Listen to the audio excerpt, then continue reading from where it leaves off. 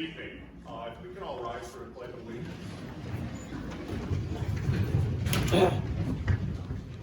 I pledge allegiance to the flag of the United States of America, and to the republic for which it stands, one nation, under God, indivisible, with liberty and justice for all.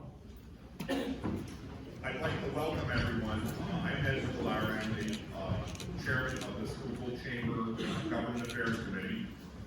Welcome here to the beautiful Penn State Schuylkill campus, and thank you for allowing us to use the facility, and thank you to all the candidates. And good luck to everyone tonight, and thank you to everybody for attending. It's my pleasure at this time to introduce the Chancellor, world-renowned Chancellor of Penn State Schuylkill, Dr. Patrick.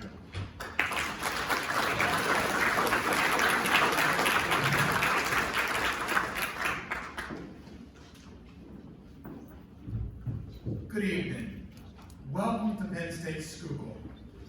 It is an honor and a privilege to have you on our campus this evening to welcome these candidates who have stepped forward, willing to serve us and to host for our community one of the most important things we do. Many of you know that I served in the military for several decades. It always intrigues me that on Independence Day, people on my Facebook page will thank the military. But Independence Day isn't a celebration of the military. It's a celebration of commerce. It's a celebration of the elected representatives of people to declare independence on our behalf. Tonight is about that. Tonight is about the people hearing from those who have stepped forward, willing to serve,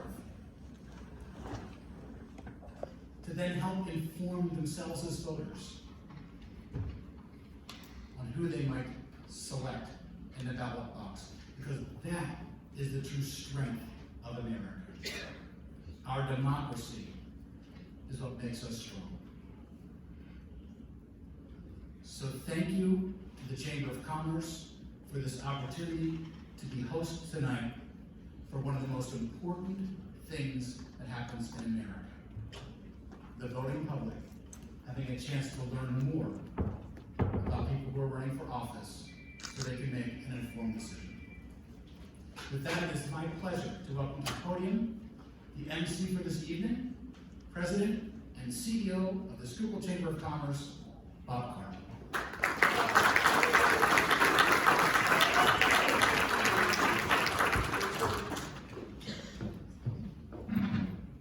So I too want to thank Chancellor Jones. When I called him and asked him if we could have the commissioners' candidates debate here, he did not even hesitate. And I think it's a beautiful location and forum with conveniency all around. And I also want to thank Penn State for making sure that we had some amenities for food and drink before the event this evening. Greatly appreciated, and the facilities here are just outstanding.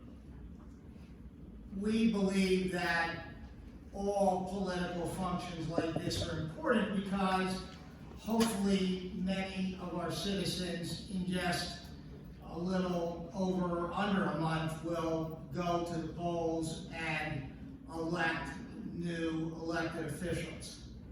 This race for county commissioner has been spoken about probably for the better part of the last 3.5 to 4 years. And I think much has been said, but really what matters is what is done and what can be done. And the only way to know that, of course, is to listen carefully to the candidates on the key issues. The Government Affairs Committee of the Schuylkill Chamber of Commerce has been a very strong advocacy force in this county for a long period of time. We are and will continue to be fair and balanced. Political parties to us do not matter. What matters are the issues. Certainly there are issues that face the business and the nonprofit community every day, And that is in fact who we represent, and we do not apologize for representing them. But where the issues align for the business and the nonprofit community, we are more than happy to advocate, and I believe we have done a very fair and balanced job of dealing with each and every political party for the best interests of our constituency, and I would argue for the citizens of Schuylkill County. We're proud to do so, and I'm proud that I have a very strong board of directors under the leadership of currently Cynthia Mensch, chair of the board, a great executive committee, and 38 very strong board members that have this greater Schuylkill County community in their hearts and in their professional minds at all times. So a little bit about tonight's program. We will cover 8 topics this evening. The questions will be extremely short so that we can focus on the important answers. The majority, except for one of them, will have a 2-minute time limit. In the front is my Executive Vice President, Samantha Stravinsky, and for the candidates, I ask you to focus towards her because in the 2-minute time frame, at the 1-minute 45-second mark, she will give you a wave indicating you're in your last 15 seconds. And when you get to the 2-minute mark, she will do something like this, and I would respectfully ask you at that moment in time to conclude your sentence and end your remarks. That is the way we make sure we have fairness and equity for all the candidates. I believe that you've all been informed that the questions would be generally a 2-minute time limit, and therefore I hope that you have prepared to answer these questions very succinctly. After the 8 topics, we will go to a closing remark, and you will have 2 minutes to make your closing remark. The introductions for the audience will not be by the candidates verbally. You have programs in front of you. The candidates have given us their biographies. We did not write them. They wrote their biographies, and we pretty much published them as they were presented to us. The candidates this evening are seated in the order that they will appear on your ballot. So from Gary Hess all the way down to Greg Woll is the order you will see on your general election ballot. We have chosen to only invite candidates that are on the written ballot for the simple reason that, quite frankly, our Government Affairs Committee determined that anyone could in fact be a write-in candidate. And that was a decision made a long time ago by the Government Affairs Committee and consistent with past practice of the Schuylkill Chamber of Commerce. As far as the audience goes, I would basically say this. This debate, these questions and these answers are not about me, and they're truly not about you. They're for you, and therefore, because they're for you, you need to listen. And therefore, I'm respectfully asking you to have professional decorum and to avoid any extraneous conversation, cheering, jeering, or anything of the sort. Should I believe that at any moment we cannot keep that decorum, I will simply stop. And we have an agreement with Penn State University that anyone that chooses to be disrupted will simply be asked to leave. I do not believe looking at the audience that should be a problem. I would hope it's not a problem, but in respect to the candidates, I am asking you to hold the decorum in its appropriate manner. I'm also asking you to hold applause. I'm asking for no yelling, no screaming, and that we stay as efficient as possible. If we stay to the agenda as we've designed it, we will be out of here in 1 hour and 30 minutes. So we will now begin, and we have done a drawing before the meeting, a blind draw out of the hat. They picked them, in the ballot order, so Commissioner Hess picked first because he's on the first ballot position, but he will not always answer the questions first. They will not be answering the questions in the order that they're seating. The rotation will occur on each and every question, and somebody will answer each question, a different person will answer each question first. I will call on them before they answer. I want to introduce quickly the candidates, starting with Commissioner Gary Hess, Democratic candidate for County Commissioner. Dr. Rita Baldino, Democratic candidate for County Commissioner. Larry Padora, Republican candidate for County Commissioner. Commissioner Boots Hetherington, Republican candidate for County Commissioner. And Gregory A. Woll, Libertarian candidate for County Commissioner. Thank you for allowing me to do that, and we will begin. The first question is the following. County-wide property tax assessment. As a commissioner candidate, what is your position on the impending county-wide property tax assessment? Do you agree it is time? Do you disagree?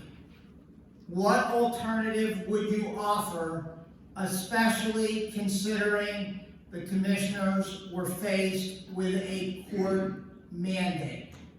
The first 2-minute response will go to Larry Padora.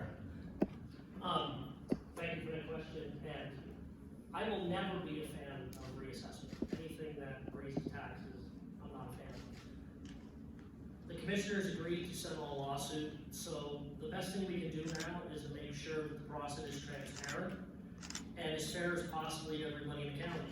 I also would want to add a third step, and Boots and I have talked about this. When you have your informal appeal, I believe if you're not happy with your informal appeal, we should go one step further and have another appeal with an ombudsman from the county here. Somebody there to represent you so we can make it more fair. You know, the legislators passed laws in Harrisburg, and it's not to pick on anybody, but they make these laws. 3 people sued Schuylkill County to force a reassessment. By law, we have to do it. I think we have to take a long, hard look at the legislation to advocate for a change in how this is done. Other states do it a little differently. If you're forced into doing a reassessment, there's funding for it. Instead of the county taking the entire burden on this, you know, the county's paying $7.5 million for a reassessment that's going to benefit the municipalities in Schuylkill County and the school districts. I will never be a fan of it, and I'll be there at every step to make sure that it's transparent and that people have a fair opportunity with this reassessment. I wasn't there. I didn't have to settle the lawsuit. You know, they said it would cost too much money to fight it, and this is where we're at. So the best thing we can do is to try to move forward, make sure it's fair, make sure it's transparent, and I want to add another level to it with an ombudsman because I just believe that the people deserve a right to appeal their assessment if they think it's unfairly or unjust. And I think they should have to do that without paying for a lawyer right away. So that's my stance on it. Thank you. Next response, Greg Woll. First, I want to thank the Chamber of Commerce for holding this, as well as everyone for attending tonight. So my stance on the countywide reassessment is this has been a failure of the commissioners and the legislatures for the last 30 years. Since 1996, we have not held a reassessment, and no, there is no law stating that we need to do so, but the smart thing and the most economic thing would have been to do one every 4 or 5 years. That would have kept the county on a consistent knowledge of where our properties are based on their value. This would have helped new businesses coming into the area. They would have had a better idea of what the properties look like that they want to purchase. They'd have a better idea of what the actual tax assessed value of those properties would be. Right now, if you go to look at a property, it's 1996 values, you have 1995 pictures, you have no idea what you're buying is really what it is. But now the current sitting commissioners decided that they were going to say, yeah, we're gonna sign this agreement, we're gonna do this. So now we're gonna spend $8 million on a reassessment, And what we need to do now is to ensure it's done appropriately, make sure that that vision is actually doing what they say they're doing, and that the numbers that they stated to us hold true, that a third of the property values will go up, a third will go down, a third will stay the same. That is very important. That's what they have told every citizen at every meeting that they've gone to, that the property values that they'll move by a third, depending on where you are. I want to see those numbers actually hold out. And if they don't, I would have a hard time saying we actually certified that reassessment. That's gonna hurt a lot of people if we see the values go up across the board and everyone is paying more. Thank you. Thank you. Next response, Gary Hess. Again, thank you, Bob, and thank the Chamber for putting this on this evening. First, the reassessment, one day I didn't wake up and say, oh, I want to go out and reassess this whole county. This issue has been a long time issue, especially when I served as mayor. It actually came up into my campaign through spot assessments. And the whole thing down was it's not fair and consistent with everybody. The values aren't fair of where it's all going, and also it's in violation of the Pennsylvania Uniformity Clause. We've been fighting this lawsuit since 2018, so we didn't take it easy. We fought it, in court and so forth, and then through a consultant that we hired, a very good consultant, said that if we went to court, we'd probably lose. So again, throwing money out there at something that wasn't gonna make any difference, rather than looking at this to do the reassessment. And again, since 1996, it's been a long time. The task force also, I wanted to clear up some things saying, where are these companies vetted? They were absolutely vetted with many people within the county at the time. I think there was about 6 people on that board with the treasurer and some other people on there. And 3 companies were vetted on this with the reassessment. So it goes back to, again, I just want to say one thing is if you take a picture here, if you buy a home right down on this side of the street and over on this side of the street, this guy is paying $1,000. This guy over here is paying $500. So in the long run, that guy's been paying most of your taxes most of the time. And what it does is bring fairness, and absolutely will make sure through the whole progress that it will be fair and square to everybody. Thank you. The next response goes to Baron Boots Hetherington. Once again, Mr. Carl, thank you for the opportunity and the board of directors for the chamber for this exercise tonight. As Mr. Hess also said, we didn't wake up one morning and decide to reassess. As a farm owner, I have assets on my house, my buildings, and my land, so I get a three-way whammy on any type of property tax. As Mr. Hess said, all 3 commissioners did vote in favor of it, and basically voted to stop litigation. This is a class action lawsuit brought to the county by homeowners that felt they were being treated fairly. That's what this is all about. Going back to the Pennsylvania statute, all properties to be appraised, assessed, and taxed equally. And as what been already been mentioned, one of the big problems we're having, and not going to point fingers, our school districts do spot reassessment. Now, townships don't do that, boroughs don't do that, county doesn't, but the school districts are allowed to.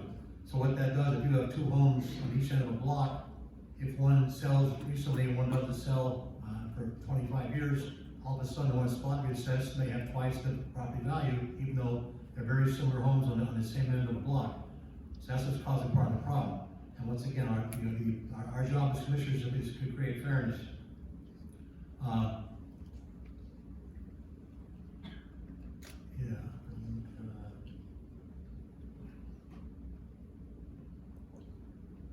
Once again, it's an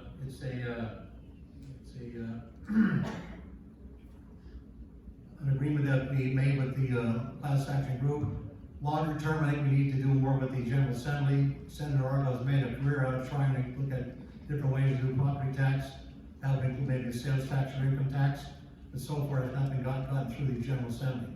I think if we had part of the school tax only were sales tax and income tax, it would take the burden off of homeowners. Thank you. Thank you. And the final answer goes to Dr. Rita Baldino. Thank you, Bob, and thank you for hosting this event and giving us the opportunity to share our ideas and insights on some of the county's problems. I would have voted in favor of the reassessment.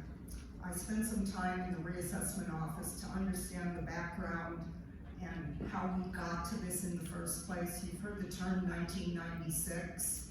Well, I think Gary said 2018, when they were advised that it would cost so much more if they moved forward with litigation. But this is a classic example of government leadership pushing the can down the road and not making the tough decisions. I agree with, I believe it, I'm not sure who said it, that reassessment needs to occur in some kind of cyclical process. And what the commissioners, the seated commissioners have done, and I appreciate that, is when they picked the Vision Associates, according to the information I've been able to glean on a reassessment, they picked a company that software will interface with what we already have so that reassessment can be done on a more cyclical basis. So should I be a seated commissioner, I'd be leaving it in a better place for the next team to do a reassessment in 8 to 10 years. No one likes taxes to go up, but I do think that the seated commissioners made the right decision based on the information that I got through my research on this topic. You can fight things for a period of time, but why put yourself in a position to have to fight in the first place, and just make the tough decisions that you're elected to make and help our county run better. Thank you. We'll move on to question number 2. Question number 2 is fiscal responsibility, county budget. Fiscal responsibility in county government is a cornerstone for its citizens. The most wished-for response for any elected official, including county commissioners, from the majority of citizens is no tax increase. What observations do you have on the importance of fiscal responsibility and your ability to lead in a fiscally responsible manner for county budget development and avoidance of tax increases to the public? What budgeting approach would you take as county commissioner to ensure fiscal solvency over the long run and budget crisis avoidance? What specific credentials and fiscal strengths do you bring as a candidate for the office of county commissioner? The first response goes to Greg Woll. Thank you for that question. So as a libertarian, fiscal responsibility is kind of one of our tenets. As far as the county government, I'm extremely concerned with the economic footing of our county. The county is carrying about $26 million in debt. Last year's budget had a deficit of almost $10 million, which is obviously not sustainable. Those things are very concerning. And then just the transparency of how we spend our money is very concerning. I've gone to countless commissioner meetings where money is moved around and we don't tell the taxpayer why we're moving around until the actual meeting. It doesn't get added to the agenda, doesn't tell anybody why until the actual meeting. And it depends on how much money is being moved around if we're actually going to tell you. As far as things that we could do to improve our county budget, there are definitely contracts that we can look at. One of the contracts that was agreed to most recently was a renewal of a Microsoft software contract for about $250,000. I looked into this, being that IT and cybersecurity is my role, my day job. We could have saved $125,000 in that exact same contract if we had moved to something like Google Workspace, which is a standard now in a lot of companies. using Google instead of Microsoft. We could have saved the county $125,000 there. And that's just one contract. I think we need to look through all of our contracts. We need to actually go out and do a little bit of procurement and actually be competitive with what we're looking at. Thank you. Thank you. The next response will be given by Gary Hess. The county right now does a zero-based budgeting process, which means that any department head or row office or whatever starts almost basically at ground zero and look at their budget of what they're gonna need for this current year. We've been doing that for 12 years since I've been a county commissioner. And then within those 12 years, I believe we raised taxes 3 times. I only voted for one of them, and that was right about, I think, the second year that I was in. Again, we try not to raise taxes. We look at cutting expenses, and throughout the courthouse, we did that. We looked at the lighting, where we can put new lighting in there where it reduced cost. Even in heating, we have looked at that, on how to heat the building, on different things and cutting costs, so that it doesn't cost the end result of you, the taxpayer, more money.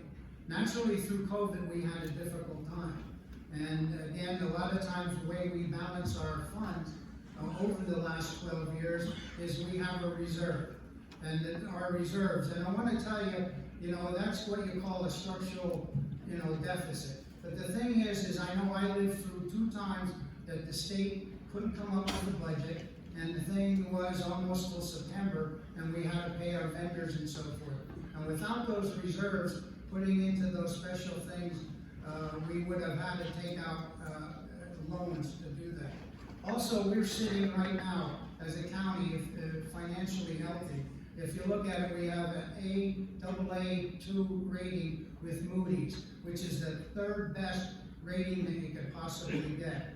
So those are some things there on that, and also within our contingency to make sure that we have money, because you never know what's going to come up around the bend. And again, I feel that we are very financially stable and that we can move forward into the future. Thank you. The next response will be given by Baron Boots Hetherington. Thank you. I have experience not only in the county as a leadership on budgeting, but also I have experience working with the State Department of Agriculture and also the United States Department of Agriculture. And folks, budgeting is a difficult process. At the Department of Agriculture in Harrisburg, annually we saw an increase in salaries, in wages, and health benefits, and by having that basically over $1 million a year increase in those 3 factors, but no extra money coming in. Same situation occurs in the county. We have a flat income coming in. Since 2018, there's been no tax increase. And when you have flat income coming in, and this year we're looking at a $1 million increase in health insurance, $800,000 in promised raises, and $1.2 million in proper pension fund. So once again, if you have a flat income coming in and increased expenses, you have to be very creative to make that a balanced budget. Once again, we did not raise any taxes during my 4 years as commissioner, and I've already talked to our budget director and our administrator, Mr. Bender, and we're anticipating no tax increase for 2024. Now, yes, we're talking about a structural deficit. We have used some ARPA money to help cover the increases in costs. But if you read the ARPA statute, it says that municipalities, school districts, and counties were supposed to use some of that money to avoid a tax increase because of increased expenses resulting because of the pandemic. As was mentioned before, our county is zero-based budget. Years ago, they used to say, okay, here's your budget from 2023, we'll just add 10%. They start from scratch, and every row officer has to justify every nickel, every penny that they spend on their budget. And I'm also proud to say we have some very good row officers. I see one here tonight. Our controller recently has gone through a process. We're doing paperless checks. She's doing electronic transfer. That saves time in the courthouse. It saves stamps. It saves a lot of mailing taken out. So we do look at ways to stop to save this. Our lawyers do look at ways to save money and help the courthouse out. Thank you. The next response will be given by Dr. Rita Baldino. Fiscal responsibility is something that each of us in our own homes and our own lives know. If you don't have the nickel to buy something, we don't buy it. Of course, that's a larger scale on the county level. What I think I bring to the table is an understanding of human behavior. I want to treat people with respect and dignity to help them be efficient in the workplace. People aren't machines, but we can be more productive when the workplace is a happy place to work. And so, I don't know how that will translate into tax increases or no tax increases, but I do believe that people are our greatest resource, and I'd like to be a part of helping to take care of them given recent events in Schuylkill County governance. The other thing that I think I bring to the table is an understanding about NGOs can help support the projects and plans that government provides for the people. The non-governmental organizations, our churches, our volunteer groups, partnering with them on a human level to help provide for some of the needs that are in our county will save the government's budget, county budget. So that's what I think I bring to the table. Of course, I'm a quick learner, and I will be relying on our controller, on the other seated commissioners to make sure that we are fiscally responsible, but we must take care of our people. Thank you. And the final response of this question goes to Larry Padora. Thanks for the question. I grew up in small business with my father. He was one of the best teachers I had on fiscal responsibility. We learned to do more with less. My dad would work and it was profit. So I come from a small business background. I'm on borough council in the borough of Ringgold. If you've ever been on council in a small municipality, you know how to do more with less. And that's what the county has to do. We have responsibilities that we have to fund. But I believe for fiscal responsibility and growth of the county, the biggest thing we need to do, we need to grow Schuylkill County. We need infrastructure development, housing development, that grows your tax base, that brings more money in fiscally. We have great road officers. We have a plan to, like Food said, we're not projected that we don't have to raise taxes in 2024. 2025 is still out there. So we gotta work with our road officers. We gotta stop outsourcing. You know, we're outsourcing about $1 million a year in travel expenses where prisoners being housed all over the state. That is all stuff. If you keep that $1 million here, that's another $1 million that we can keep here. So we got to look at all the outsourcing that we do, all of the special advisors, outside the county advisors. We have talented people here that offer their services to the county at a much cheaper rate and everything. So I just believe that we need to look at every single budget, like Frank Stottlemyre did. I think it started with Frank, zero-based budget. And Schuylkill County was actually started by Frank. And I'm a very big fan of zero-based budgeting because you start at zero, not just adding to your previous year budget. So I really think, you know, with our row officers, and if I'm lucky enough to be elected, and Boots is, I really think we can tackle the budget and really keep it in check. So that's what I think. Thank you. We'll move on to question number 3. And question number 3 is transparency in government. Transparency in government has always been demanded by citizens at all levels of government. As a candidate for county commissioner, how would you ideally prefer to address this transparency standard? What is or would be your style of communication with the public, both at county meetings but also via request? How would you address transparency in government to make it better? What role do you believe right-to-know requests play in this conversation of transparency? What is or would be your approach to creating a transparent government? The first response goes to Gary Hess. Thank you for that question, Bob. First of all, I believe in one principle. I'd rather they would include rather than exclude. I've said that many times, to include the public in what's going on because it's your business. It's our business, and to make it move better, we need to have everyone involved into this.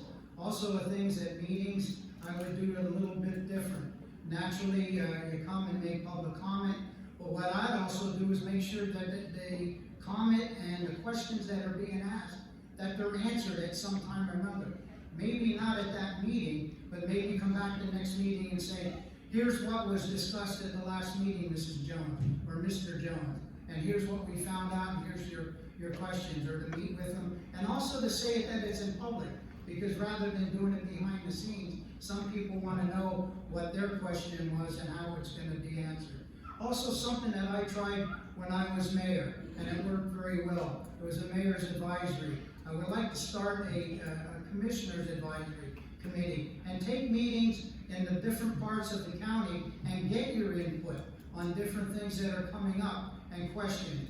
The only thing is with those meetings, I would ask to say that they're not just you're coming out to yell and whatever. It's to come that you bring some suggestions to make it better. And that's what it all works, is when we're together, working together, we can attain success. And that's what it's all about, transparency. To let people know what's going on. You know, sometimes it's sugar and sometimes it's not. But at least people know and informed and saying how we can get out of if there's any troubles or whatever. So to keep people involved is my important thing that I've always tried to strive for. And where I'm seeking to say, well, why didn't I do that? As minority commissioner, I go by protocol. Protocol is set by the chairman of the board, and rather than asking questions at the meeting, I go by what the protocol is. So thank you. Thank you. The next response comes from Baron Boots Hetherington. Thank you for the question. Transparency in government. What takes place at our meeting, we have a 3-minute public comment period, and sometimes people do ask questions. I try my best to answer them later on. If you break into the 3-minute period of public comment, you may end up with a half-an-hour dialogue, and it's going to take a long time to get our meeting done. So I do my best. If people have questions, answer them afterward. My door is always open. My phone number is published. My email is published. I also been looking into an advisory group with some business people, some municipal government people, and some public folks. I believe that this is very similar. We did this with the broadband committee with the chamber. We were forced with coming up with some ideas to pick a provider for broadband, and a committee was put together that was chaired by Mr. Coons, and I sat on that. That worked very well. We had Comcast accredited as our provider. They put a broadband committee request to Harrisburg. So once again, my plan would be to have an advisory committee. And as much as I'd like to have open dialogue at our meetings, we would go on and on forever. And the other problem we have too is sometimes the public comment is totally unrelated to what we're doing. There's people discussing school board issues, discussing Pottsville City Council issues. They're discussing environmental issues that are run by the DEP and EPA. So that once again, I do my best I can after meeting to invite people to my office and discuss it then. Thank you. Thank you. The next response will come from Dr. Rita Baldino. It is important to make people feel like they have a voice in government, and that promotes transparency. Boots talked about having advisory councils for specific issues so they could get input from the community. But I think it's also important to have meetings in various regions around the county that people could just come and meet and greet the commissioners. We're not aliens from outer space, and the more we interact on a human level and hear the concerns around the county, I think government will work better. As a way to understand this great county, I have been going to township meetings to understand the cares and concerns in various regions of the county, and I think that would be a good model, that we have an east, west, north, south, maybe even a 5th advisory council that meets regularly to understand the issues that various regions experience, because this county is very diverse. The northern tier, the problems and issues that the northern tier experiences are very different than what the southern tier experiences or the west end. So to have an ongoing advisory council would be one way that I think would help promote transparency and bring the government back to the people. Thank you. The next response goes to Larry Padora. Thank you for the question. Transparency goes hand in hand with the Borough Council of Laredo. What I would do is, I was a big fan of that you can zoom in and listen to the meetings, because for working class people, it's hard to participate in your county government. I would go one step forward. I would use the tip. I would use Facebook. I would use Zoom Live, so you can watch the meetings. I definitely would try to push for a little more night meetings. I remember when they used to go around the county and have the meetings. I'm in favor of that. And just to make sure that your agenda items are fully listed and transparent for everybody to see. And I would post them on our website, Facebook. There's a lot of ways that you can include people.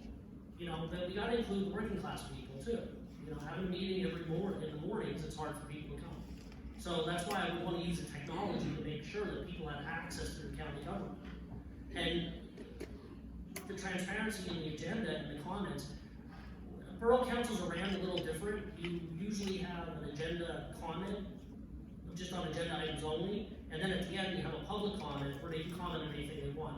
That's kind of something I would probably be more in favor of, like most municipalities do throughout Schuylkill County. You have two comment periods, one just on your agenda, and then one for whatever you want to comment on the end. And I think that would work better. And I'm also a fan of answering people's questions. I'm going to make myself available by being a full-time county commissioner. So I'll be there every day. That if somebody wants to meet with me, I'll be pleased to meet with them. I go out in the public, radio shows, talk shows on T102 or something like that, just to get out there and be with the public, and so they feel involved and they feel like the county commissioners are accessible. And that's just what I think we should do. Thank you. Thank you. And the final response on this question goes to Gregory Woll. Thank you. So besides transparency, accessibility is extremely important. I'm lucky. My day job, I work Pacific Coast time, so I'm actually have to start until about noon, which means I can make it to the 10 a.m. meeting on a Wednesday. Most working people don't have that opportunity or that accessibility. So I personally think that all meetings should be at 7 p.m. in the evening. That'll make it easier for everyone to get to and actually be able to attend. On top of that, we should have live streams for all of our meetings with video, not just a Zoom call-in.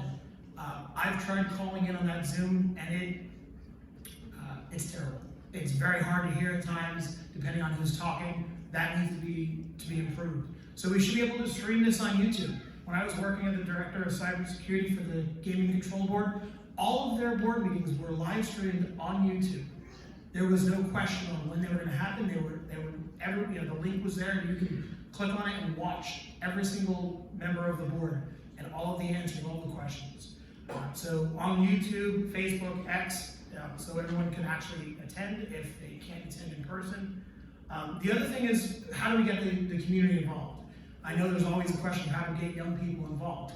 Well, we have about 12 school districts in the county, 9 of them are, I think 10 of them are actually fully in the county. Let's have every month we move a commissioner meeting to the school district. Maybe we go there a few hours early so we can talk with the youth in those schools. Let them know what we're doing as county commissioners. Let them know why we're actually here, that we don't just sit on the hill up in Pottsville. We're actually trying to make the county and the community better, and this is what we do. I know when I was graduating in 2003, I had no idea what a county commissioner did. Thank you. Thank you. Move on to question number 4, the environment. Environmental issues have always been an important part of county government to assure the public safety of its citizens. Protecting the land, water, and air are core functions of government at the federal, state, and local levels. Based on the science of what you know and understand, or on the concern you might be aware of from media accounts of concerned citizens, as a commissioner candidate, how would you address pending or potential environmental concerns? What expertise do you have on this matter that might be of assistance as a county commissioner? What role should the Conservation District play in assisting the commissioners in monitoring the environment and in protecting our citizens? The first response goes to Baron Boots Hetherington. That's a good question for me. I think my background as a farmer and also as an agricultural engineer, I have the experience and ability to address that. Environmental issues should be based on science, not on fear, not on misinformation. not on fear mongering. And we currently have some issues in the county that are taking place. Our Department of Environmental Protection, DEP, is charged with regulating and monitoring and testing to make sure we have a safe environment, a safe water supply. Also, our the EPA at the federal level has the same charge. Our conservation district does do a great job, but they're not enforced. Anything that has to be done, whether it be timbering, whether it be biosolids application, whether it be anything like that, that has to be done through DEP through regulations. What they push on to have maybe the county do its own regulations, the problem is we cannot go above and beyond what the state regulations are. Like I said, I have a strong background as a farmer, as an ag engineer, a strong chemical background. I understand the situation, I understand the law, and also on an added note, I was actually a technician on the sewage irrigation system at Penn State University, so I have a long history of being involved with all those issues, and I do trust what our DEP does, and I work with the DEP folks. Now, when our problems occur, we have to address them. Whether it's a timbering issue, whether it's a smell issue, whether it's a biosolids issue, they have to be addressed, and we do that, and DEP does respond. Thank you. Thank you, and the next response goes to Dr. Rita Baldino. The thing I think I bring to this topic is my ability to be a researcher and think long term.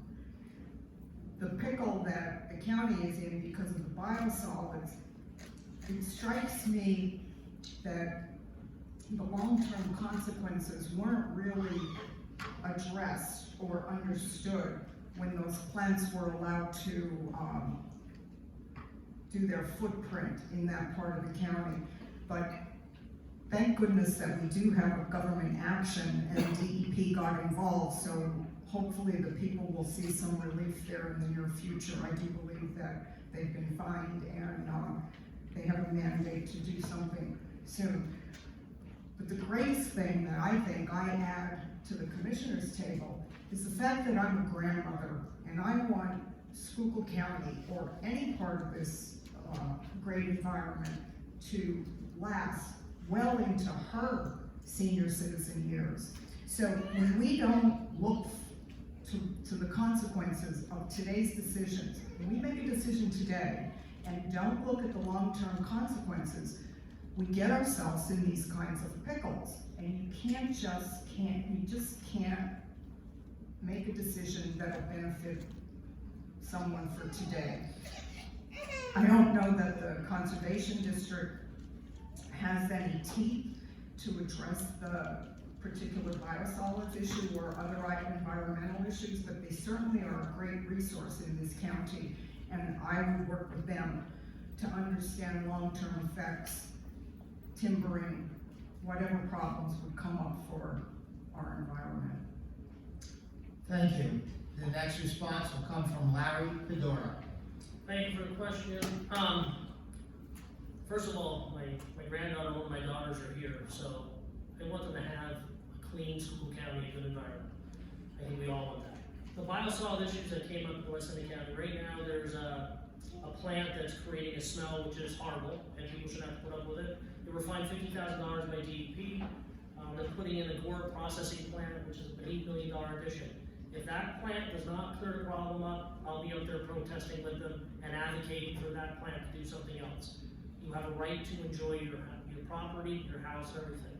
So we gotta wait. I'm giving it to the source if it goes online, and if it doesn't solve the process, we'll be there advocating for us, because there's only limited things county commissioners can do.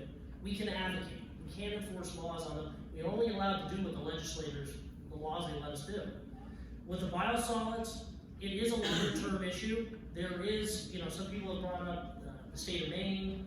The state of Maine banned all biosolids. They have filled all their places, their disposal places. They're now shipping their biosolids to Canada and increased their sewage fees by threefold. The state of Michigan did it the right way. They attacked the forever chemicals, and that's something I want to lobby for. They reduced the forever chemicals in the biosolids by 85.8%. So we can advocate for stuff, and we can protest with these, and we can help guide the stuff through and get it to the right agency, but the county commissioners have a limited ability of what the legislators let us do. But I am fully for advocating for a clean, safe environment. All of us have children in our area. We have, Schuylkill County is pretty very clean, and the United States is pretty clean compared to other countries. So we have to be good shepherds of our environment. But you have to do it within the confines of the law that we're allowed to do. The commissioners, I'm sure they would have did something by now. So, thank you. Thank you. The next response will come from Gregory Woll. Thank you. So obviously the biosludge, the toxic waste sludge, as it's sometimes known, is a very, very big issue. It's multiple issues besides the smell. The EPA has stated that over 80,000 chemicals are found in this biosludge. And what does this come down to? As the other candidates have said, the commissioners have no real teeth in this. That's because the legislature has decided to go too far and did not give the local community the ability to create reasonable ordinances or laws that would regulate some of these practices. I think we need to push on our representatives down in Harrisburg to correct that. They should give the commissioners, they should give the municipalities and townships the ability to regulate how it's used within the community or how it's going to be spread on properties if that's what each township desires. I personally don't believe we should be using biosludge on any property. I think there are better ways out there to deal with that, such as incinerating it. But again, that's not something as a commission we can make the decision on. I think one other thing that we can do is look into technology for our sewage treatment plants in the area that actually can handle and eliminate some of these chemicals or the heavy metals before it even turns into sewage, this sludge. Thank you. Thank you. And the final response to the environment question goes to Gary Hess. I had the opportunity the past 12 years to sit on the Conservation District.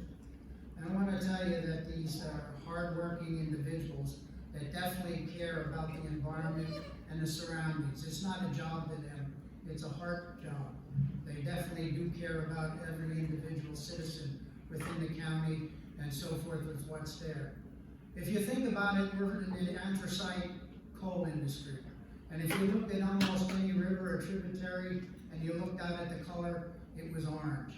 And from their hard work, the Conservation District definitely changed the color of that water.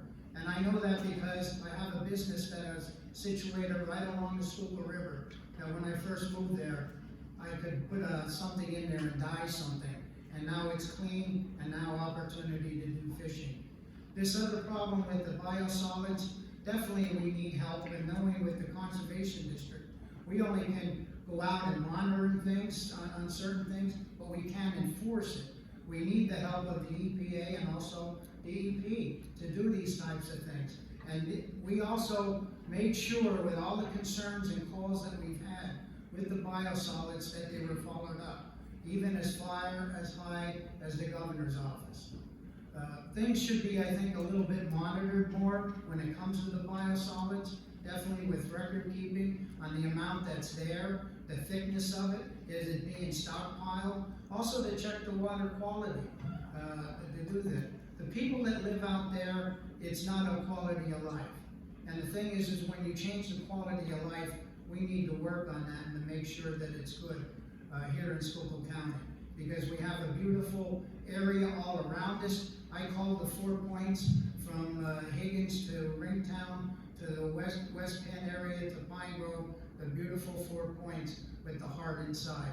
And that's what we need to keep and growing stronger. Thank you. We'll move on to question number 5. And question number 5 is human services. Human services is an exceptionally large part of the commissioner's responsibility. Very, very large. Many people do not understand how much time a commissioner spends on human services. These services include such things as mental health, drug and alcohol, children and youth, senior services, just to name a few. What talents and attributes do you possess to assist should you be elected?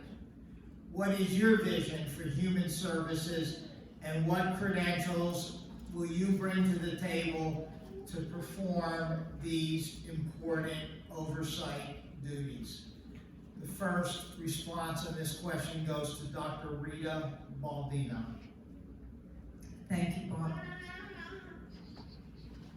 When I left the county 35 years ago, I worked with the homeless population in a housing model in Philadelphia County. That model is still in existence because we didn't just treat the factors, we didn't give them a bed and a meal, we treated the underlying reasons that led them to homelessness in the first place. And I think that's the core issue in helping any of these groups, drug and alcohol, mental health. If we don't accept these individuals into our communities, into our families even, what I did at the Bethesda Project was became family to those who had none. It was a Christian-based model, and that model works because it wasn't that drunk on the corner. That was the man who was down on his luck. And people who have mental health or alcohol addictions, there but for the grace of God go I. And until we recognize that in our brothers and sisters in Schuylkill County, we will continue to have recidivism. And that is what I bring to the table, is both experiential and theoretical knowledge of human nature and what it's going to take to make sure that each and every individual in Schuylkill County is cared for, no matter what their limitations, their pocketbook, their particular place in life at this point in time. Children and youth. I worked for children and youth for a year when I left being an at-home mom and was returning to the workplace. That's a very difficult position, but those people really care about those families. And that's another model. Thank you. Thank you.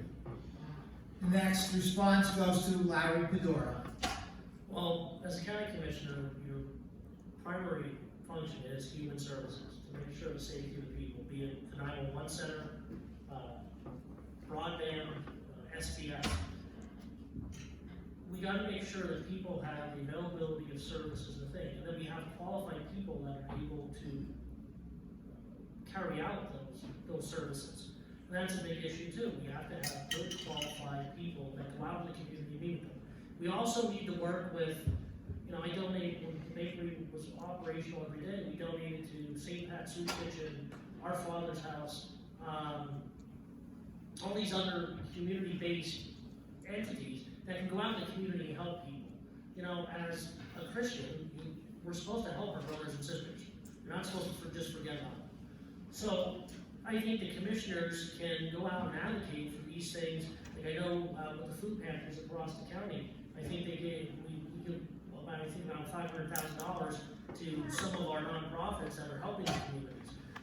We got to make sure people are trained, we got to make sure we get the right people, and it all, when you talk about people returning back to jail and all that, the pre-release center is one of those things too that can help alleviate, because we'll have space in an area to do mental health. So it all ties together. Everything ties together into one package. So I just believe as a commissioner, you have to listen to people that know more than you do about the mental health services. There's a lot of good people in our community and in our county that know a lot about this, and you got to listen to your employees that say, hey, maybe we need to do this, or maybe we need to try that. So you have to have the ability to listen to people and then formulate a plan that effectively helps people with their mental health issues. Thank you. And the next response goes to Gregory Woll. Thank you. So obviously, human services or service in general is vital to the role of the commissioner. Obviously, mental health, it's a tough topic to talk about, and I would like to thank the city commissioners for what they've done currently in trying to push out to talk about mental health. I think we could do more. And I've said this before, when I left the military, I didn't know where to turn. I have PTSD from serving in Iraq, and luckily I was able to get into the VA because I didn't know where to turn around here. But now we actually have something that is helpful. One of the things that we've talked about is reinstating the Veterans Court, where we help veterans that have problems with drug and alcohol and other mental issues. I think that is great, but I think we need to expand that further than just veterans. I think if we can do that for veterans, we can do that for everyone that has some type of mental health issue.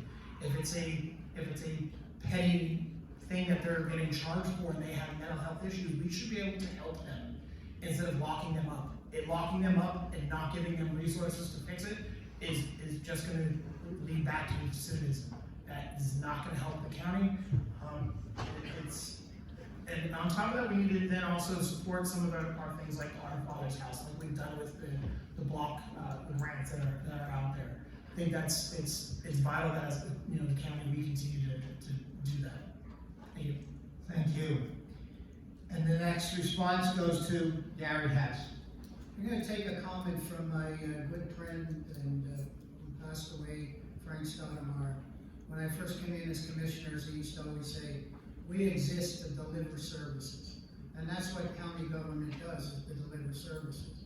Whether that's from drug and alcohol, mental health, children and youth, senior services, veterans affairs, all of those types of things. And most of these people need a lifeline. It's not things that you need to revamp and say, why put money in there? But sometimes it's saving a life, saving a family. Mental health, you need to look at that, take the stigma away. It's almost like any illness or whatever, and that's what we need to understand, that we can correct that and help that. Through our services that we here in the county, along with our many, many vendors that we put there, it's an amazing factor. It's an amazing thing that they help. The worst thing that I have to do some days is I get a call from children and youth. And it might be a grandmother that was taking care of a child that went back to the parent, or the parent lost a child, and again, that was lost and didn't know where to turn. Thing is, it's about helping people. Sometimes at the end of the day, I can't give that child back because it's a court order, but at least I can help direct them into those, to where to go, who to contact, how to get in contact with them, and so forth. At the end of the day, sometimes it's rough, but at least at the end, I know that they're at least in contact with their child or whatever. And the same with senior services. Some of the centers that we have for them around the county, they get the opportunity for seniors to, intertwine and to meet other people and so forth.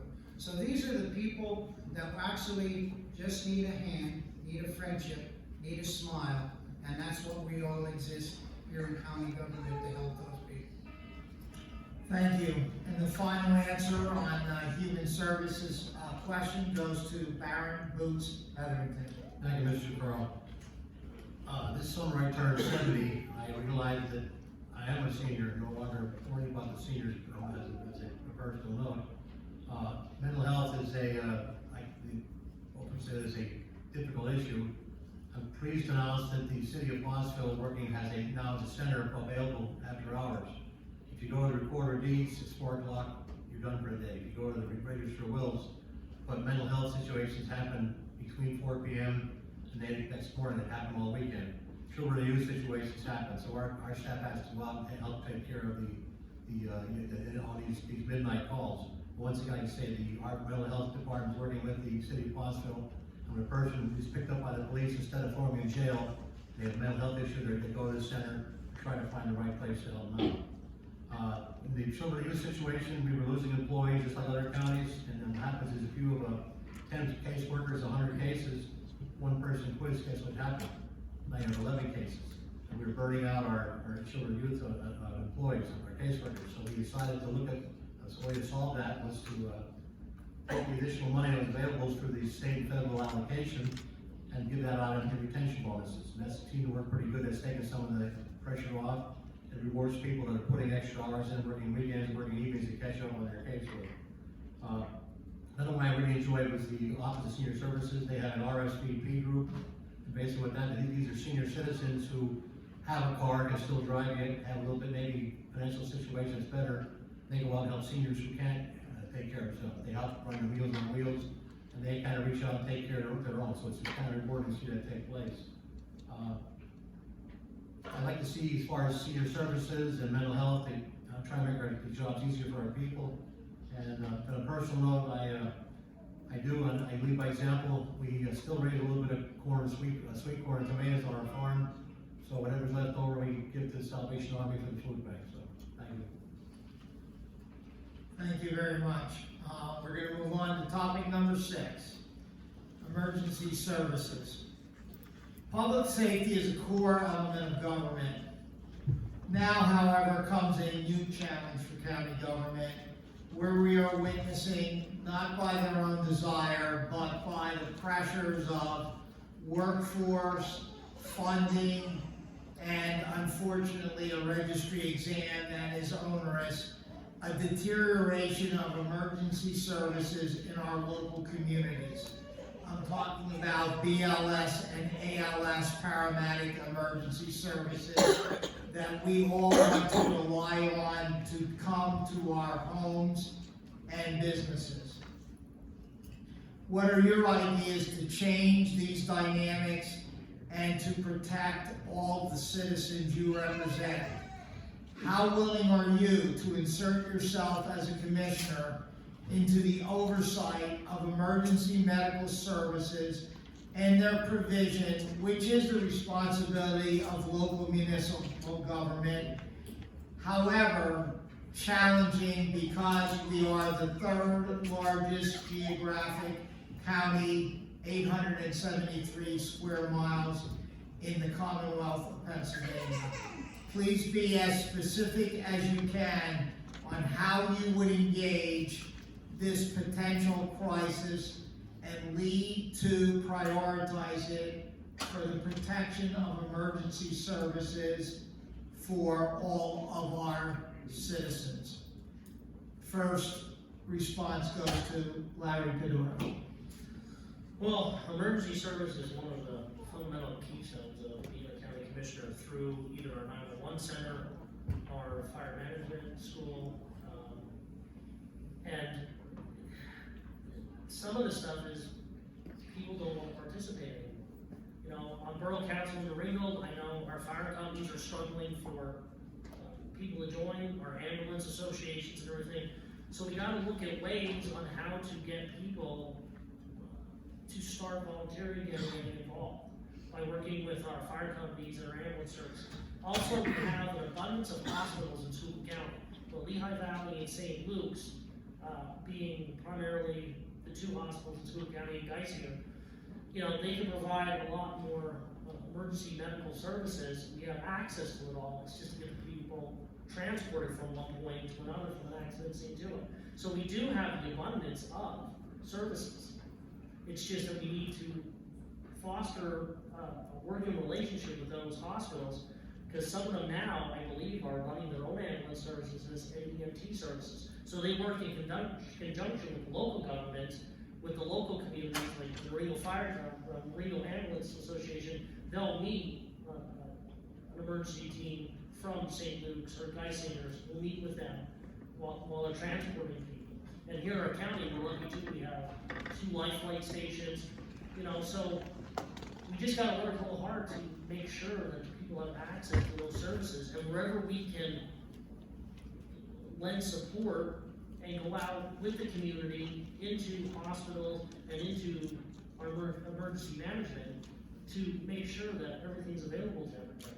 It's a real hard topic because people aren't getting involved as much as they used to. So we've got to try to get people involved in their communities.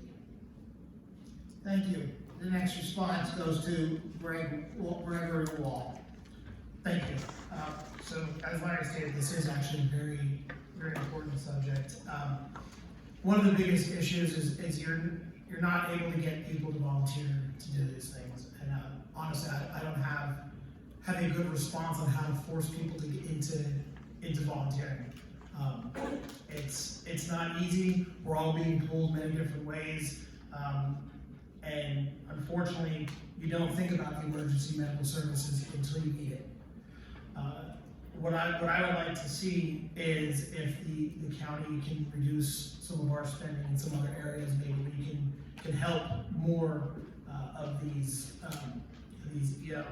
ALS, BLS emergency services, or even the fire companies. I know it's difficult, and I've said this before. I would love to see where we could actually have paid fire services. It's completely out of the budget. It would never work. But maybe we need to start talking to some of these fire companies about consolidating. We've got 3 fire companies in Schuylkill Haven. I'm not saying we get rid of any apparatuses, but maybe we can consolidate. Now we have one building that we need to take care of. We can decrease the overhead and make it a little bit fiscally sound. Thank you. Thank you. And the next response goes to Gary Hess. I've always been a very strong spokesperson for the emergency services here in the county. And as you know, and you've been hearing about a lot on the fire side. But right now, the thing on the emergency medical services is even a worse crisis. A lot of the emergency medical services, most of them are paid, but it's trying to get personnel. There's times when I was talking with some of them, that sometimes there's only 1 or 2 ambulances that are out there for a call for the entire county. And that's time.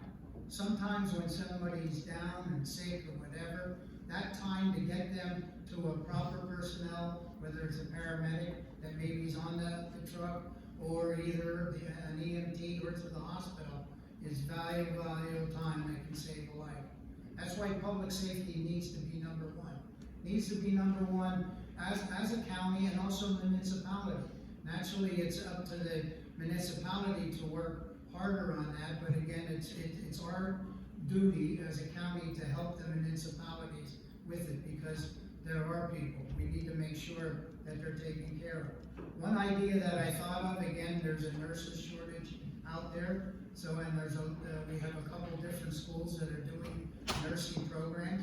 Maybe they can intern to work on the EMS, to do that in the interim, at least to give some hands to try that. That's an opportunity. I know a couple different councils have been meeting. I know there was one in Tamaqua of late, and I believe one in Pottsville, that they're sitting down and talking about this issue, also to the legislators. So this is something that needs to be addressed and need to be addressed right away. And that's some concern that we need to look to as the number 1 priority as a county commissioner. Thank you. And the next response goes to Baron Boots Hetherington. Thank you. Yes, as I said before, the county has put in a 911 tower in the West End at a cost of $4 million, giving full response, verbal response for our EMS people and our police and our firefighters. To me, that's one of our greatest accomplishments as a city commissioner. BLS, ALS, we've lost 11 ambulance services in the last 5 years. And one of the biggest concerns about getting new people involved, as Greg talked about, was this $1,500 training course that you take as a young person and then become a volunteer. Well, that's tough. You're 18 years old, you want to buy a new car, you want to maybe get a motorcycle, but to put $1,500 into a training course and then be a volunteer, it's tough to get someone to nibble on that. In my opinion, paid EMS would be very, very extremely expensive for our local municipalities to be able to do that. We made major tax increase. My thought to solve this problem would be maybe a course about tech schools in our region where kids are taking a firefighting course or an EMS course as part of their curriculum, graduate with the training, or possibly some scholarships for people that are outside of school to be able to get the training without that cost. I did recently attend both chamber event about the BLS, ALS, and also the one down in hometown. Another problem is occurring in this building. What happens is you use the ambulance, your insurance company pays you. A lot of folks forget to pay the ambulance association, and they're a little bit reluctant to go out and sue their neighbors and friends for the cost. So there should be a way through the state system to be able to have the insurance company pay the ambulance service directly, as opposed to paying the patient and making the ambulance association collect it. Greg said it right. They need it most, as you think about it. A year ago, July, I fell on a haymow and broke 11 ribs. The first voice I heard was Mariana Gilbert from Ringtown. Now, we no longer have an ambulance service in Ringtown, but fortunately she's a firefighter with the training, and she got me through that, got me back to health. So I have a much bigger respect for the firefighters and also for the emergency services folks. Thank you. Thank you. And the final response on emergency services goes to Dr. Rita Baldino. I think it was Greg Woll who talked about consolidation of services. Admittedly, I wasn't aware of how big a problem this was, so I thank you to my colleagues here at this table for enlightening me. I'm kind of glad I went last, but I do believe that consolidation of services in certain areas of the county is imminent. I recently, there was an incident up in McAdoo that required state police involvement. Well, McAdoo is right next door to Hazleton, but when you call 911 in Schuylkill County, it sends out a state police person from Frackville. So in whichever ways I could, this would be an area that I would look at consolidating services and see how those regions which are bordering other counties could assist in making sure that no one is ever left falling from a hay bale and have to sit there and wait for an ambulance to come from a further distance because no one was immediately available. But I agree with Gary, emergency services is an important topic, and in whichever way we could increase response time to those people who may need that service, it would be an important part of the county commissioner's duty, and I would do some research to make sure that that would be an area we could work on. Thank you. We'll go on to question number 7. County prison. Over many years, Schuylkill County has faced prison overcrowding. While once manageable, even if uncomfortable, the situation escalated to the point where the Pennsylvania Department of Corrections mandated Schuylkill County to alleviate the overcrowding by subcontracting beds in other facilities outside the county until permanent prison bed relief can be achieved. This has become extremely costly for the county of Schuylkill. Where do you stand on this important matter? What would be your plan of action? How quickly would you take action and prioritize this prison overcrowding issue? How costly do you believe it might be, and how would you manage it financially? The first response on county prison goes to Gregory Woll.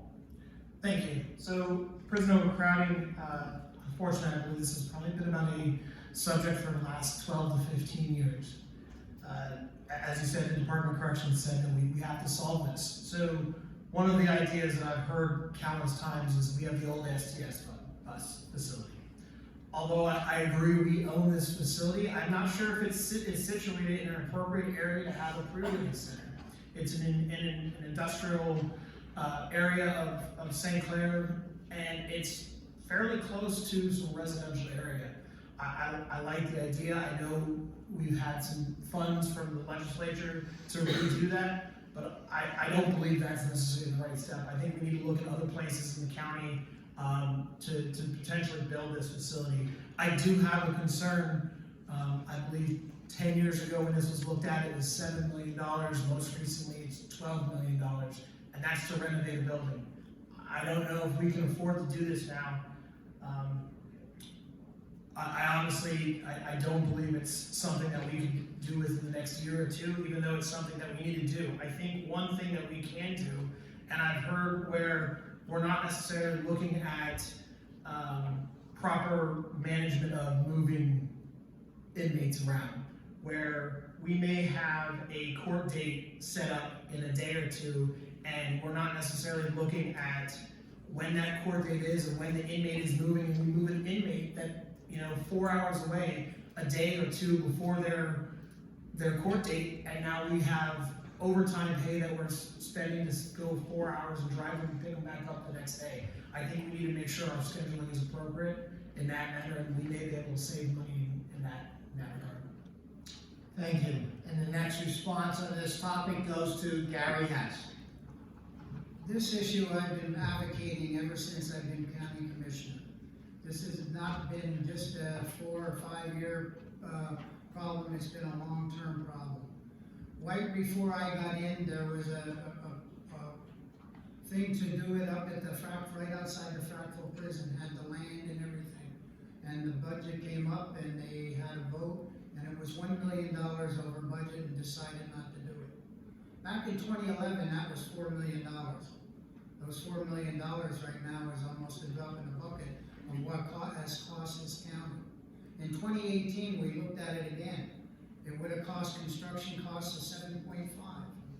And right now we have a task force together looking at all the needed stuff that's going to be components of this. And now we're looking between $15 to $20 million. You're looking at this cost is escalating as the faster as we go and the longer that we wait. And all we're doing is we're sending our tax dollars to other counties. I'd rather create jobs, keep our money right here, spend something, and that it's going to be long-lasting, and help people. I know people say, oh, I don't want to spend no money because they're in jail. They should be in jail. The thing is, there's issues why they got there: mental health, drug and alcohol issues, homeless, they might not have an address, or they're jobless. We don't have the room even to teach them those skills to put them back in the streets, and that's why we have recidivism at 75%. So over time, take all those years back, this would have saved the county money. I really believe that we need to do that. We have a facility, STS, it's county owned, where it's going to save some money that we don't have to go out and purchase another building to look at. We're looking at that and looking at another opportunity to build this from where up. So we're going to make sure that the costs are there, that it's cost valuable. Thank you very much. The next response on county prison goes to Baron Boots Hetherington. Thank you, sir. Yes, the prison issue, I ran for register wills back in 2009. It was an issue back then. Here we are 14 years later, still an issue. Part of the problem is we're triple selling. We also, prisoner outsourcing costs about $1 million a year. I was on chairman of the prison board, and I asked Judge Russell to put a task force together. We retained Crabtree Associates who do this type of business for other counties across the United States. There's been 4 or 5 meetings, I believe, Gary, right? Well, and we met and we've discussed the possibility of starting from scratch with a brand new facility, which in my lifetime, I found that a lot of times when you take a facility and revamp it, you have to give things up. We're also looking at using the SDS facility over. They're going to come back with a proposal, but like Gary has said, you're talking the $15 to $20 million rate. Yes, we would save $1 million a year in outsourcing, but you still have to feed that prisoner. You still have to have facilities. You still have to pay guards. So it's not a $1 million saving per se. Part of it is, okay, we're paying $75, $80 per day to our county, but once again, we bring them home. We still have to feed them. We still have to house. We still have to have prison guards take care of them. We still have to have health care. So it's not you say, well, $1 million we can, in 15 years we can save. No, it's not a direct shot. Also, the discussion is too the fact that our situation where our prison is overcrowded. Mental health, Lane Gilbert, and also our adult probation people do have money available in programs to cease rehabilitation. Now, I realize we're not going to rehabilitate 100% of prisoners, but if we did 10 or 15%, they wouldn't be coming back as repeat offenders. However, because the prison's overcrowded, they're not allowed to go inside that building. So if we had a place where part of the pre-release settlement allow a facility for training and be able to help people move on to life, and maybe turn and become taxpayers and citizens as opposed to being repeat offenders. And I guess my final response is, let's get it done. Thank you. The next response goes to Dr. Rita Baldino. I do believe that we need to do something with prison reform, but building another building and housing prisoners, to me, is not the answer in a county like Schuylkill. I mentioned earlier the Bethesda model, which throughout Philadelphia, they have 17 homes that they house homeless people in, and they become homes like you and I live in, where there's warmth and there's food. Our nonviolent prisoners end up back in the prison system because they have a guard to talk to. They have 3 meals a day. I do believe that we could come up with more creative solutions than just buying or using the STS center or buying a large facility that's a more institutionalized setting. I would like to look at creative problem solving, and I've talked to Gary about this while we've been on the campaign trail, using some of our abandoned, more home-like centers to do something with nonviolent prisoners, which do end up back in the system. Call me crazy, but if we don't do some creative problem solving in Schuylkill County, we're gonna continue to lose our youth. We're gonna continue to have a financial drain, a youth drain. And what I bring to this is a new perspective. I've never been in county government, and I'd like to look at all the phases, look where we could save money, how we can help people at the same time. I guess that's it. Thank you. And the final response in county prison goes to Larry Padora. I believe we need a pre-release of it, so we can provide mental health services, rehabilitation services. Right now, it cannot be done in our county prison. We are outsourcing our prison population to $200 million a year. That could service a lot of debt, plus wear and tear on vehicles, plus the time and everything. Now, this ain't gonna be an easy fix, but this is something that needs to be done because our prison is overcrowded.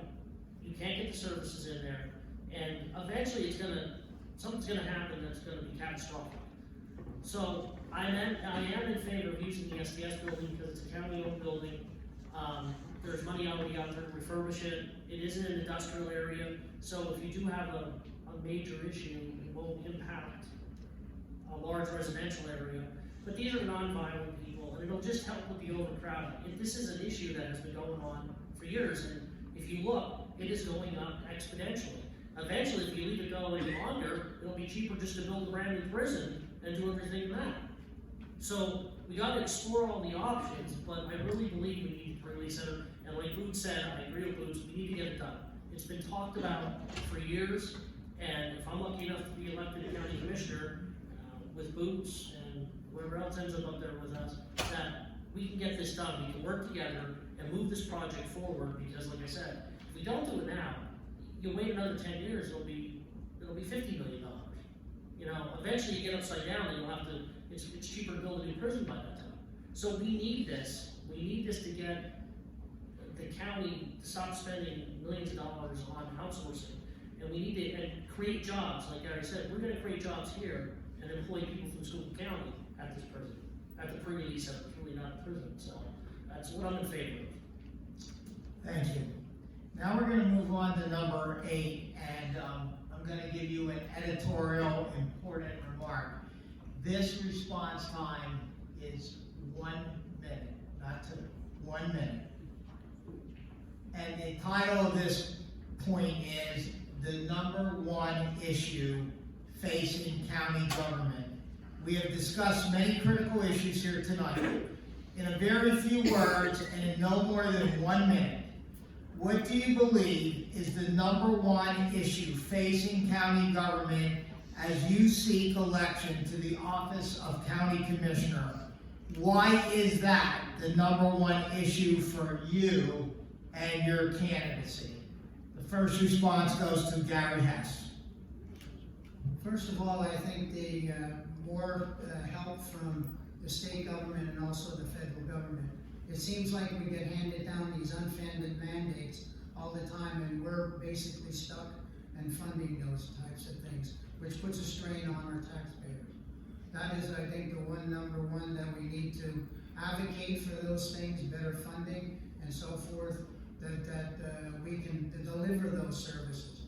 When I first got in, we got cut 10% in mental health and drug and alcohol in that department alone. It has never been restored, just flat funding afterwards.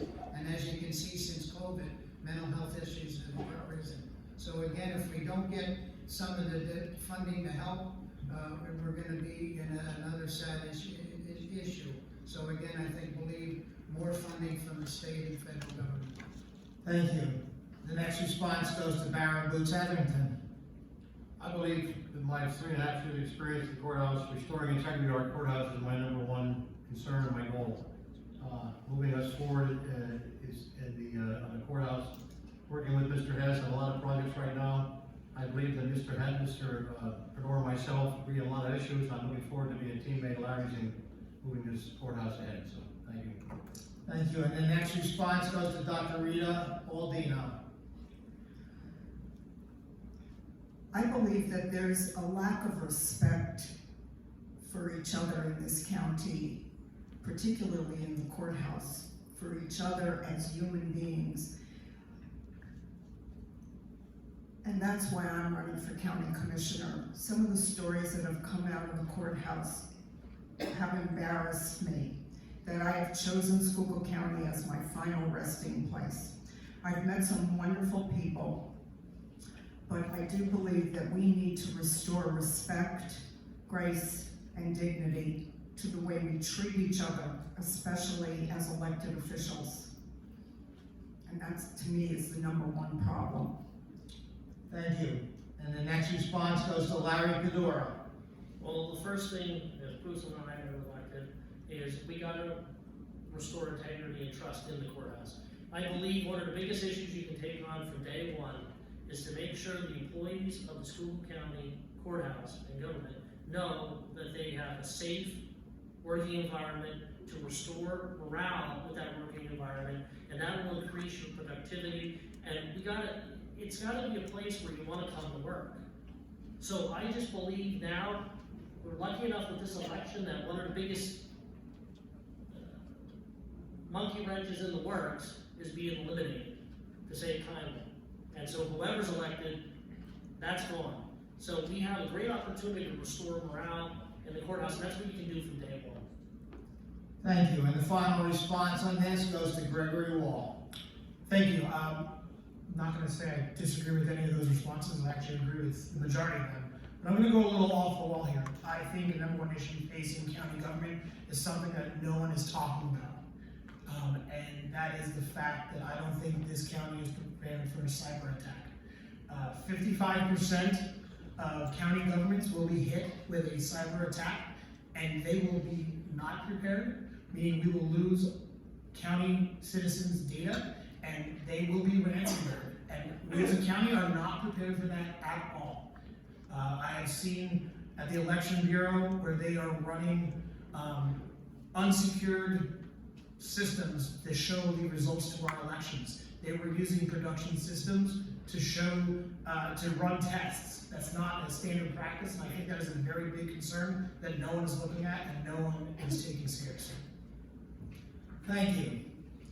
And now we're going to go to closing remarks, and this is another 2-minute segment. And the first closing remark this evening will be given by Baron Boots Hetherington. Thank you, Bob. Just want to briefly say I am a chamber member on my farm. I'm a small business owner for 43 years.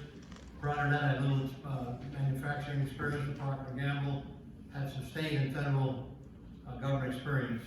In January 2020, we lost Frank Stonemeyer, great commissioner. 28 people applied for that position. I was chosen by the Common Pleas Court judges to fill Frank's term. I was sworn April 7th, and 6 weeks later, a scandal surrounded the courthouse.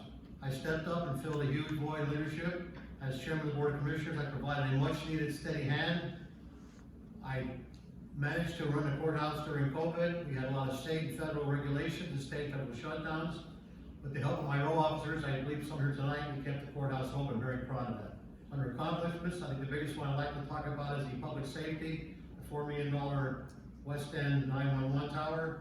Firefighters in Mohantonga, Hobley, and Higgins can now talk to each other. Police in Hobley and Higgins Township can communicate, and what's with our dead spots. So that's a big improvement down there. We gave out $1.1 million in CARES funding to 81 municipalities, nonprofits, and businesses. Any municipality, nonprofits who applied and were eligible received funding. We also gave out $2 million in CHIRP money. This was for hotels and restaurants. And these folks were the ones that got hurt by the pandemic. It's mostly small and pop operations. They didn't have a big payroll. So we gave out 99 grants up to $25,000 each to help our restaurants. ARPA, if you read the ARPA statute, it was designed to avoid the tax increase for municipalities, school districts, and the county. We did just that. We gave, pretty much gonna say the counties remain financially strong. We have a AA bond rating. There's been no tax increase during my 4 years. And we're currently preparing a 2024 budget that will have no tax increase again. Thank you. And the next closing remark goes to Dr. Rita Baldino.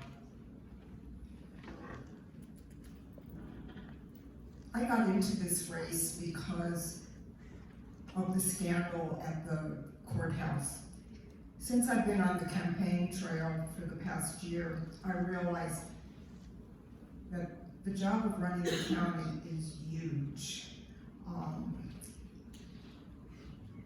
Just given the questions here tonight, I know that my research skills will be put to good use as I try and learn more about running the county and how I could come up with creative solutions. I'm a retired school teacher, so I will be a full-time commissioner should the good people of Schuylkill County desire to put me in one of the chairs. And I love to do research. One of the first questions that I will be asking the row officers and the people who work in the county is, how can I help?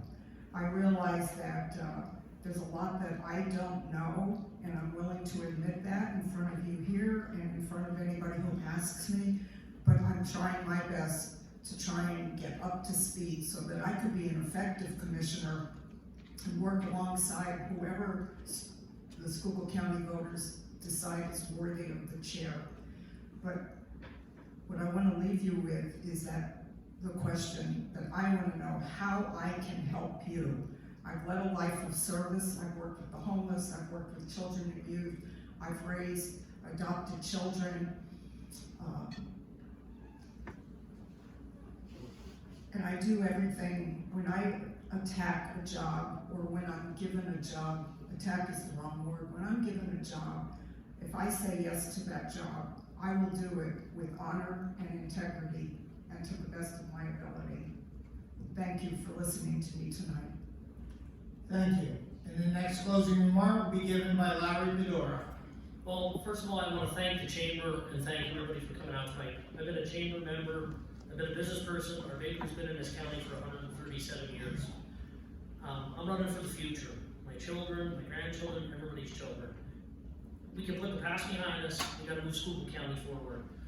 You know, Boots and I are running together. You know, we're going to look at eliminating this. You know, the impotent, the person that's throwing the monkey wrench in the works is going to be gone. So I believe it's a new day in Schuylkill County.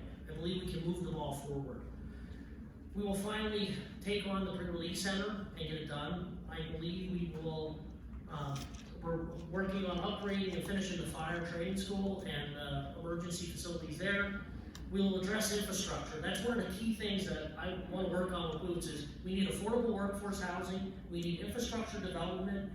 Companies do not want to locate where they have to put in a well and a sand mine. They want public water, public sewage. So we got to work with our business communities and we got to start developing so we have workforce housing to keep our younger people here and work to get more sustaining jobs here. And Boots and I will do that. So county government only has the powers that the legislators give us. You know, and that's what people have to understand. But we will advocate for the people of Schuylkill County. We will be there for the people of Schuylkill County. I'm vowing to be a full-time county commissioner. And I want to be there every single day for everybody. So I'm asking everybody for their support in November for Boots and I believe we are the team that can move Schuylkill County forward. And I believe in the future of Schuylkill County. I believe in the people of Schuylkill County. And I'll always work every single day. I like to work, I like to get things done. And that's what I'll do every day for you. Thank you. Thank you. And the next closing remark will come from Gregory Woll. Thank you. So when I was in the military, we had an acronym. It was called leadership. So a few of those were loyalty, duty, respect, selfless service, honor, integrity, and personal courage. I think these are the things that we need up at the county courthouse, especially the selfless service, the honor, and the integrity. The county commissioner position is a part-time position. I love my day job. And I will not be doing this full-time, I will be doing this part-time, but I will not be accepting the pay. I have no desire to do that. I will do this as selfless service. That is how I see this. I am not from a Republican or a Democrat party. I'm a Libertarian. Some of my views are from both parties. I believe in personal liberty. I believe in protecting property rights, but I also believe we need to treat people fairly. And we need to make sure we do that without the government intervention. I think the best outcome for this election would be that would be no majority on the county commissioner board. If there is a Libertarian, a Democrat, and a Republican, we will need to talk. There will be no majority. We will have to actually work together. We cannot go up there and say, oh, there's 2 Republicans and they will vote lockstep, and it doesn't matter what the minor party does. Same for the Democrats. If there are 3 separate parties up there, we will have no choice but to work together. Thank you. Thank you. And the final closing remark goes to Gary Hess. Since I was the age of 14, I've been in the service industry, whether that was the fire service or moving on to the Junior Chamber of Commerce, the JCs, serving in different communities and so forth. All I know, I guess, in my life is to give to others. I've tried to do that, and especially tell my kids the same thing. My dad taught me something saying, Gary, you might be successful someday, but you always got to remember to give back. And I've always tried to give back in every way, to be respectful for others. Respect their opinions. We might not agree, but we have to find the middle. This is where this county, this country needs to come together, to have respect for each other so we can move forward and to do different things. Over the last 12 years, I've helped get orchestrated, which I haven't talked about, is the Schuylkill County Youth Summit. Whether you want to believe it or not, those individuals that are in high school right now are our future leaders. One of those individuals could be sitting up here, or many of them, or maybe sometime in the White House. Those are people that we need to mold today. Mold today to take over, so that where we plateaued right now, then we can go even higher. In my 12 years, I have seen a lot of positive outcomes come in this county. A lot of good things. Increased health care, so we can stay right here with 3 major hospitals moving in. Better communications for our responders. Good paying family sustainable jobs. Addressing flooding issues while saving homes and businesses. And fighting blight and seeing revitalization all over the place. I have led and I will continue by this pledge, and also along with Rita, the same thing that we always believe in. The vision for a bright future, the ear to listen, the voice to speak up, and to touch anyone that needs help, and definitely the heart to care. Thank you very much for coming out tonight. So, that brings us to a conclusion in just a couple. Ask a favor, please. So I only need to tell this story. So I only need to tell this story once. A lot of folks in the audience are wondering what took place on Wednesday Morning evening, my daughter came to visit and brought along her puppy, and her mom and her sister were going to go to the Covered Bridge Festival in Lewisburg, and my job at noontime Thursday was to get the puppy out of the cage and walk him with a leash on my left hand. I thought I could coax my corgi to come with us. I'm standing in the doorway in the middle of this, the 2 cats come running through the house and trip me, so I fell first on my face and bumped my eye. Now, the good news was that no pets were harmed in this activity, only me. Thank you. I want to take a moment now to, first of all, thank the candidates. I appreciate the professional decorum, the answers. I think you guys have handled yourselves across the board extremely well. And I personally, as a citizen of Schuylkill County and someone that knows a little bit about this office, appreciates the responses that you have given this evening. I think that they were well thought out, well timed inside the time limits, and I personally appreciate your preparation and you coming here tonight. The Schuylkill Chamber of Commerce is extremely proud of our government advocacy, both in Infrastructure Committee and in the Government Affairs Committee. Tonight, under the leadership of our good friend Ed Winklebauer and that committee. And they work extremely hard, and I didn't say it earlier, and I should have said it earlier, that no one saw any of these questions this evening other than myself and the chairman of the committee. We did not share, we asked for input, but the questions were not shared even with other members of the Government Affairs Committee. I also want to say that for 15 years almost, I've been a proud president working with one of the greatest board of directors now under the leadership of Cynthia Mensch. And it is because of the board of directors and the commitment of great leaders in Schuylkill County that this county is so strong, and that the Schuylkill Chamber of Commerce is now in well over 100 years of service here in the county. Our staff is equally impressive and works extremely hard every day for this county. There are a couple anecdotal events coming up. Another event is 2 days away where you have an opportunity to come out and meet our state legislators, 4 state legislators, and our state senator. I highly encourage you to consider coming out. One of the things that upsets me the most, and it's present again tonight, is you hear so much rhetoric about elected officials.